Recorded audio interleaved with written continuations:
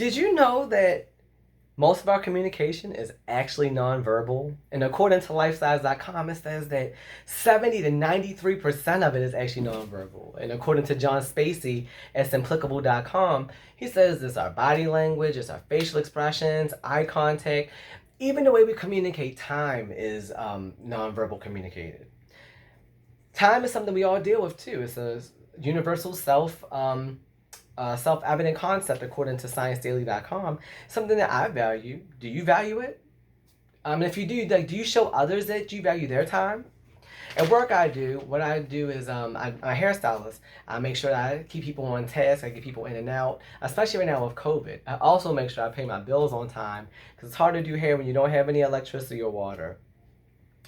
I Today what I'm going to do is I'm going to motivate us to show our appreciation for time by meeting the deadlines that's in our classroom with Professor Moss.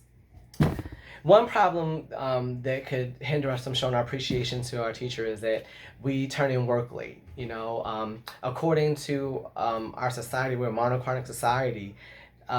We could actually show that we're being disrespectful by turning in work late. Another problem is showing up for the class late too. Not only to the teachers it's an issue, to other students this could be a problem because it can be disrespectful. It could be distracting to others. Like even in a Zoom meeting, seeing things little squares pop up. But accident time things happen, and obviously technology. But we should try to strive to actually be on time for the class so that we don't have to go over information and things like that. According to an article from Carnegie Mellon University, it says when students come to class late, it can disrupt the flow of a lecture or discussion, distract other students, impede learning, and generally erode class morale. If we show appreciation for others' time, they'll show appreciation for our time. One thing we can do to show appreciation to Professor Moss, I believe, would be to actually be punctual. Another way would be to make sure we turn in quality work and not just have work be on time, but make sure the work is actually good work. Put time aside to work on it and present something that you will be proud of and something that will show that you put time into it. Is a value. And one way you can do this is to actually use a planner. All of our phones have planners. It makes sense to do this. Just take the times that we have on our syllabus or on the modules, whatever, and put them into our thing, the due dates in, and follow the schedule, make sure we're on our Zoom meetings on time. It will make a difference. It worked for me because I'm pretty sure a lot of us do this too.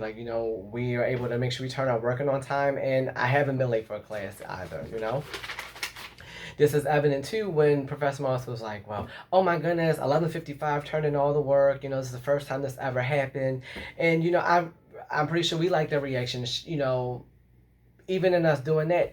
I think that she's seen how we value time and we took her time seriously, that she's even able to give us extra time for this persuasive speech.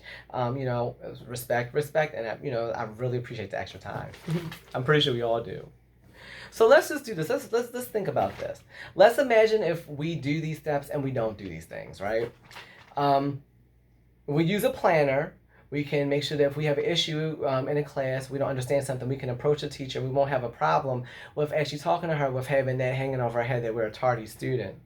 Also, too, we will be better off not doing this because we won't disrupt everybody else, while in class as well. Like showing up for class. And if we don't apply these suggestions, we just get a 0. According, to Professor Moss, if we turn in work late, it's a 0. She doesn't accept late work.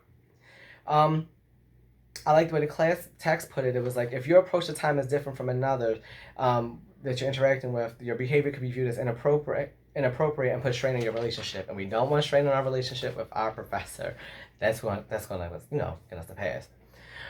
Today, I've motivated us to show our appreciation of time by meeting deadlines in our classroom. Some of the problems would be like being late for turning in work late. Another one would be being late for the class Zoom meetings that we have. It shows of a lack of appreciation of time and our professor's time. And what we can do, we can build a better relationship with Professor Moss if we turn our work in on time and with other classmates by making sure we show up for these meetings on time. But are you willing to do this? Are you willing to use a planner to make sure that to show your appreciation for time in class? We must work together to show our appreciation and time in this class. I suggest each of us take advantage of the last week of our class and pay attention to the due dates of the final assignments. Put them in our planner, devise a schedule to put time to give, efforts to these assignments, and to put into, so we can display quality work. Also, if there are any more Zoom meetings, let's strive to be on time for these Zoom meetings. Let's make sure that we're present, so that we can just bask in this knowledge that the professor has for us, that she's taking time to put into her lessons.